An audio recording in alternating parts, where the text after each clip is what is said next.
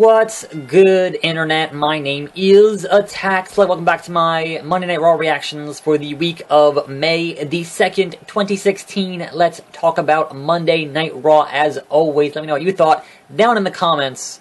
And I'm going to let you know what I thought of this week's episode of Monday Night Raw.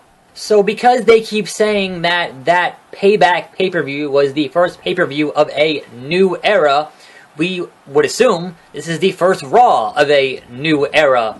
And it starts with Thunder. And it starts with 20 minutes of McMahon's jabbering about who's in power. Yeah, new era. I believe you. Anyway, the only guy with any goddamn common sense in the fucking WWE universe comes out. That's Kevin Owens. She'd be like, look, that's cool and all that you guys are hanging out again, brother and sister, but I deserve a rematch for my IC title. I lost it in that ladder match, 7-man ladder match at Mania. Never got a proper one-on-one rematch, but, you know, authority figures being authority figures are like, you know what, never mind, you're going to have to earn it. So, you're going to have to fight Cesaro in a one-on-one match to determine the number one contender. And then, obviously, before that, I skipped the part where Cesaro came out and then, you know, was like, hey, I would have won it from Miz Payback and blah, blah, blah, blah, blah. Anyway, that's our first match for the night is Cesaro and Kevin Owens. And as always, these dudes are awesome. They put on a hell of a match, and I enjoyed it. But there was no ending because The Miz was on commentary along with Maurice. And The Miz gets involved, and then there's a disqualification, and then Sami Zayn comes out, and obviously this is going to build to a fatal four-way at Extreme Rules, most likely. And then, you know, we'll kind of see who wins from there.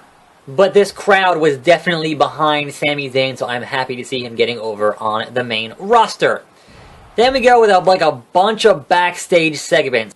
And my capture kit apparently did not like those back-to-back-to-back backstage segments and just decided to stop recording for the second goddamn time today as it thunders out and things are happening elsewhere in this house and noise is happening. So where the fuck was I? Back-to-back-to-back backstage segments. We had Stephanie and Dean Ambrose.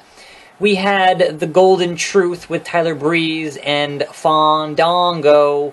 And we had the Usos, Reigns, and Bullet Club setting up your 6-man main event for the evening. Most notable in all these is R-Truth with his own selfie stick, which was literally a branch with a phone duct taped to it.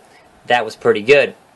Which that brings us to this match, which is Goldust versus Tyler Breeze. And you can see here I've got Fandango in Goldust's corner and R-Truth in Tyler Breeze's corner.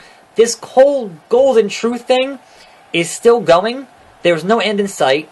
I don't know what the point is. I can only think that Vince McMahon thinks it's hilarious, and that is why it is still going on Raw each and every week. Anyway, Tyler Breeze won in a short and mostly pointless match. Moving on, the New Day comes out and talks a bit about Enzo, and then the Vaudevillains, being actual villains, come out and kind of, you know, take credit for concussing Enzo, and then we're like, hey, guess what? That means we're number one contenders for your tag team titles. That's cool, right? And that's what you do in wrestling. Like, once you know the guy's actually okay, and, you know, he should, you know, theoretically be fine and back in action, then you use that. Like, when Seth Rollins broke John Cena's nose for real, you use that to further the storyline. That is how wrestling works. Anyway, then out come the Dudleys, then out comes Big Cass, and that sets up an 8-man tag, which is New Day and Big Cass versus the Dudleys and the Vaudevillains. And the highlight here was Bubba Ray just yelling at the Vaudevillains, this is how you do a fucking tag match, this is how you're a fucking good tag team, as he's doing moves to, you know, guys in the ring. That was pretty good. And Big Cass gets the hot tag, and just kind of, he gets like the Titus O'Neil treatment, getting that hot tag and just wrecking shop, and the faces win that match. Next up, we had Becky Lynch versus Emma. And, yeah, nice to see Emma continuing to be on the main roster here. That's some good stuff. And she won the match with a Michinoku driver. I don't think that the WWE kind of knows what to do with Becky Lynch right now. And also, where the hell's Sasha Banks? Seriously, where the hell's Sasha Banks? Anyway, moving on. Another vignette for Puerto Rico. At this point, I don't even think it's for Epico and Primo anymore. These are vignettes that are literally for Puerto Rico. Perhaps they're going to run a show there soon. I don't know. That's all they seem to be about and for, and it's dumb, and I hate them. Anyway, we get the Ambrose Asylum, and your guest is Stephanie, and she says, guess what? Ambrose Asylum is canceled, and then out comes Chris Jericho, and they fight. I thought that Chris was saying he might be done, but apparently he's not done, so I guess they're going to have another match at Extreme Rules.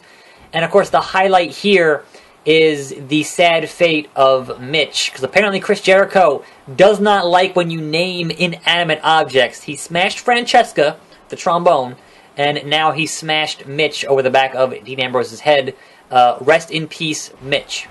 Anyway, that brings us to the U.S. title Battle Royal. And speaking of Titus O'Neil, he's back on Raw. This was like a 15-guy Battle Royal.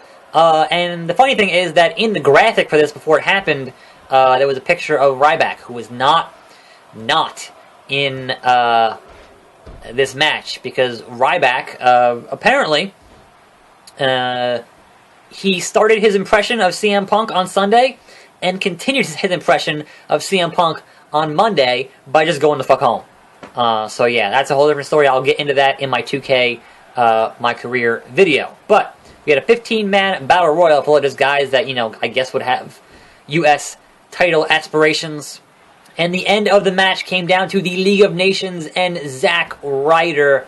And the crowd, again, getting behind Zack Ryder, and they tease, hey, Zack Ryder, and then Rusev throws him out. And Rusev wins. So now your number one contender for the U.S. title, which is held by Kalisto, is Rusev. And, those matches could be good, could be fun, but man, how much do they like to tease Zack Ryder being a thing again, and they just pull the rug out from under you? It's kind of frustrating. Anyway, next up we had a promo segment discussing the Chicago Screwjob from Sunday night, and you guys know how much I love continuity. They literally played the WCW footage of Charles Robinson as Lil Nate, and, logical things that make sense in this business.